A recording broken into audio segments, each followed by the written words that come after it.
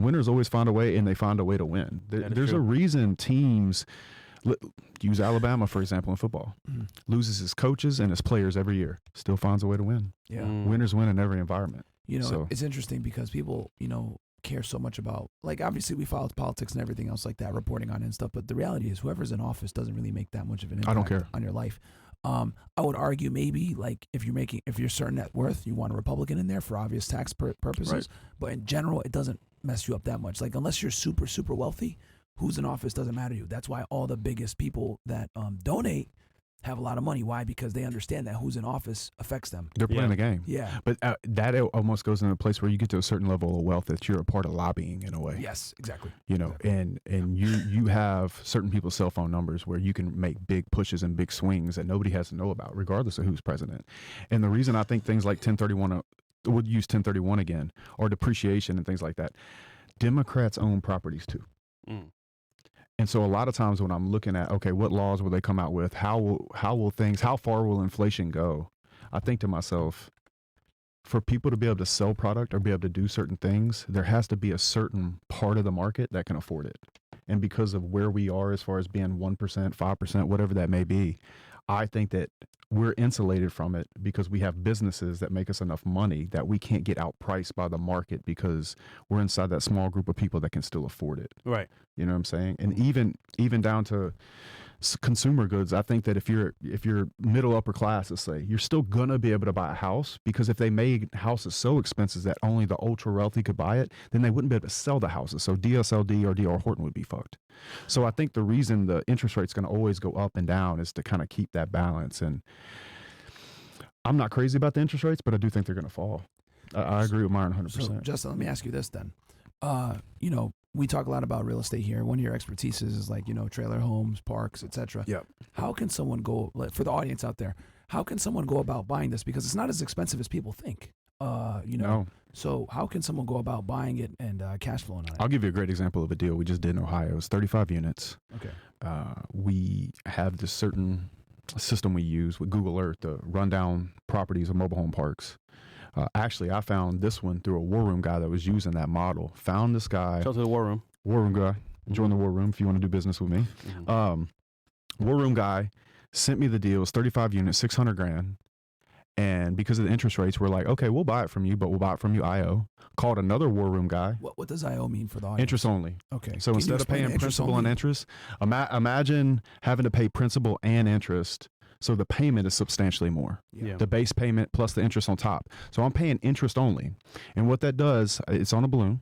So 5 years. So at 5 years at interest only, let's say the bill was $20,000 a month.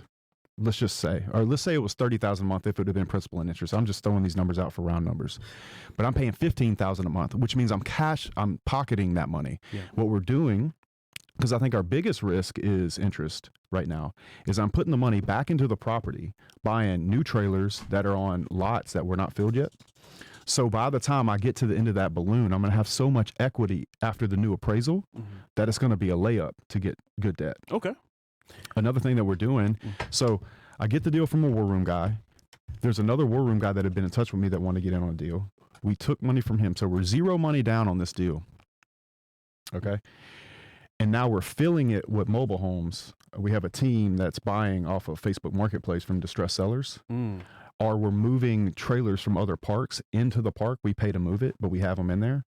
And we're driving the value of the property up. And then we're owner financing, we're lease optioning the trailers. Lease to own? Lease to own. Smart. So for example, there's one trailer we bought it for $6,000. We sold it for $20,000. We took the photos that the person that we bought it from had online and then sold it for $20,000, took the $6,000 from the buyer, paid them off, moved the trailer. So we're in the cost for the trailer, $3,500 to move, and then utilities. Okay. And we're almost already in the in the black after a few months. Wow. And if they ever leave the trailer, we repossess the trailer and sell it again. What's the average price of a trailer home, you would say? It depends. So they can range anywhere from $1,500 depending on how much work. I think you can get into a trailer for about $20, $25, really good. And then you can go buy a new one. That's not bad. It could be $60,000. But where it's really beautiful is even when they pay it off, you still have the lot rent. The land. The land. And you get the depreciation on the land. So, you know, I have 7 trailer parks now, and I think that we'll probably buy another couple this year. I like the apartment buildings. We had a lot of CapEx in the apartments this year.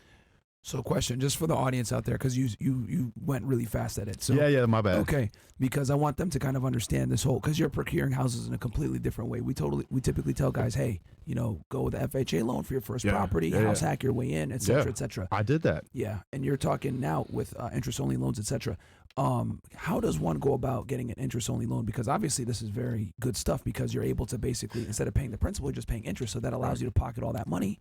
And you could do it for a period of time. I have 2 deals like that too. And you mentioned that you're paying only interest, but it's a 5-year balloon. Can you explain that to the people? Cool, yeah. So let's talk about the negotiation of it, right? Yeah. So let's say we look at the park and we underwrite it, and we say the net operating income is X, which is the profit for anybody, to make it simple. Yeah.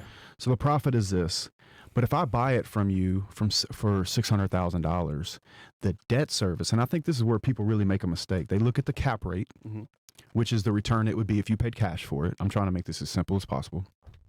And they look at the net operating income, but they don't think about the debt service. And the debt service can get you in trouble, because paying your bills, guys, is paying the bill. It's the cost of money, if you will. But if I pay you 8% on, you know, let's say I put down $200,000 on 400, the cost of that money goes against the profit, and that can get you in trouble. So if I'm looking at it and I say the net operating income and the cap rate says that I should probably pay you, you know, $550 for this place, or $500, especially based off the fact that I'm accounting for the debt service, the 8%. And the owner doesn't want to sell it for that, I say, okay, so it's a negotiation conversation. And we generally send 3 offers, and we want the IO, because then I can dump the extra cash flow into the property. You say, okay, I'll give you the purchase price you want, or a little bit less than the purchase price. We can close the gap. Let's say I offer him 400, and let's say he wants, okay, so he let's say he wants 700, which is, they originally wanted 750 for this property. Okay. And we're like, okay, but that doesn't work based off of the NOI, which is how it's performing, right? When I underwrote it. But then when you get to the debt service, it really doesn't work. And they say, okay, how about 600? Or I say, okay, how about 600, but interest only. And then you give me 5 years to pay you interest only. And at the end of that 5 years, I owe you the down payment minus the purchase price. So I put down $200,000 on 600. Okay. So 400. So I owe him $400,000. Yep. Then I pay him interest only. Yep. For 5 years. Okay. And then I owe him the $400,000 at the end of the balloon. Yeah. After 5 years. Right. So when I'm negotiating with him, and the reason he takes the deal is because he gets his purchase price, he gets a huge down payment, he does not have the tax ramifications that if I would have paid him out with a normal loan, because he would have had to handle that with his taxes. Yeah. And over those 5 years, he gets this $15,000 a month lick. Yeah. You know, now, lower in the 600,000. But I have a park for $3.6 million. The guy makes $16,000 a month. Now I got a question here. So did you do owner financing in that situation? Okay. Owner finance, interest only. So let's explain that to the audience real quick with owner financing, because this is a more advanced. Guys, we're throwing a lot of terms out here. So if you got questions in the chat, please ask them, because Justin's the expert when it comes to commercial real estate, as you guys can see here. I'm a residential guy. Even myself, I'm learning right now. So can you tell the audience real quick what owner financing is? Because this is a little bit more advanced thing too. In some situations, the owner will agree to keep his note, or he owns it cash, and act as the bank for you. Okay. And what you're giving him in exchange, or pitching to him in exchange, is, if I buy this from you outright right now, you're going to have a huge tax situation. And he likely doesn't have a 1031 exchange. We're going after mom and pops that have owned these parks for a long time, and has been their income for a long time. They're tired and their kids don't want to take it. Good. I'll trust it to my kids. But you go to them and you say, hey, listen, what if I gave you 25% down, which would help you through any situation you have right now? It's more than enough money. Now. You get cash now. And then over the next 5 years, I pay you this much a month, interest only. And you hold the note for me until I can use the money I save on not paying the principal to make the park better. And so if I buy that park at $600,000, and I take the extra cash flow from the park, and instead of me pocketing it, I fill the trailer park, any of the empty spots, Then when I go get the appraisal, let's say it appraises for $1 million, 1.2 million, I have all this equity, which I can get loan to value against if I need to go into another deal, or I'll be at so much equity that I'll get better loan terms with the bank. Yeah. And also as well, don't forget, if you don't make the payments, he could just take it back. He could take it back. So and I love owner finance that for him, but I'm going to pay the note because we're going to manage the property and we're putting the money back into the deals. And guys, so owner financing is something that you can use, especially when the interest rates are high, as a negotiating term with the people. Like, hey, look, the bank is going to want 8-9%. How about you give me a 6%? And you just finance the deal, I'll give you a good down payment. And then Justin goes a step further and he says, I'll make only interest-only payments. And what that does is it brings his monthly cost way down because you're only paying interest. And then he's able to take that extra money he makes, invest it into the property. He has 5 years. You think about it. Let's say I'll refinance most of these properties in the next couple of years. Exactly. I'll pay them out early. So real quick, you said you were paying you were paying like $15K per month, right? Yeah. So on this we have a 60 unit park. Yeah. That I paid $3.5 million for. Okay. So you paid 3.5, and you're paying interest only. So you're paying. What would have you paid if you had paid with principal too? I'd be paying like $24,000 a month. But I'm paying like 15. So you're saving about $10,000. Yeah. So guys, so you're saving $10,000 a month. He's taking that money, putting it back into the property, right? I'm buying new trailers with it. And buying new trailers with it, putting it back in. So at the end of that 5 years, that property is going to appreciate so much in value that when he could do something called a cash out refi, he's going to have way more than enough money to pay the guy back at a lower interest rate. Probably and 2 have points. money left over. Yep, and have money left over to do whatever he wants to. And we're doing this on every property. Smart. Yeah. Yeah. Very and that's smart. the beauty when you do owner financing is you can negotiate the terms with the seller, and then you have 5 years to pay it back. I know a lot of people are like, whoa, hold on, 5 years? What are you talking about? Interest only? Like. But you're already going to get that with the bank because a commercial loan is only going to give you a 5 to a 7 year. This is true. Anyway. This is true. So I'm getting my cake and eating it too. I'm helping, and the important part about this is showing the owner that is going to benefit him. How it's going to benefit him. Because at the end of the day, like, let me do the math real quick. If I'm paying this guy $15,000 a month, so if I go 15,000 times 12, and there's no middleman bank involved, he's going to make an extra $900,000 on this deal. At the end of it, I'm still going to owe him the balance. Yep. But at the end of the deal, the park's going to be worth $6 million. And I bought it for 3.5. Yeah. And so wins. I don't care. Everybody wins. Yeah. And that's why I was saying negotiation. It's not about somebody winning. It's about being creative so everybody can win. Mm-hmm. Because honestly, if you fuck the guy over and you're trying to go long term with him, he's going to try to take it back somehow. Like, this guy is winning. We're winning. When the rates drop, we'll refi. He'll get his money and whatever I paid him. Let's say I refinance at year 2. Let's say they drop to 6%. I'll probably cash out right there. Okay. If they go 6.5, pay him his money back and be pay done. him his money. I picked up 1.5 points. Yeah. And we took all that money over those 2 years and put it back into the park. And that's why I look at real estate as a wealth thing, not as a retire thing. Yeah. I don't need the money. I want to make sure I'm rich for sure. I'm buying Lambos, acting like a dickhead on the internet, flying everywhere. I want to make sure I'm rich for sure. Yeah. I don't want to be that dude that said I made money one time. Like, we're putting it all back in. Yeah. That's smart. And I think that's really important for the audience to know is if you're going to do these deals where it's owner financing, you're paying interest only, which is an incredibly low payment. That 5 years you better take that money that you're making and profiting, putting it back into the structure so that it appreciates significantly. So at the end of that 5 years, you have more than enough. And that's pay the guy back 1,000%. And I know that I've been talking to some bankers, and I know these interest rates come high. Think about the people that bought their property 5 years ago, and they're landing at the end of their balloon. And they were taking the cash flow, not putting it back into the property. Oh, that's the dumbest thing you Not do. paying it down, not paying the principal down, right? Yeah. So now they have a substantially larger bill with a higher interest rate. They will bankrupt on these properties. I'm getting in touch with brokers and bankers right now about people that are coming to the end of their arms and balloons or whatever. Mm-hmm.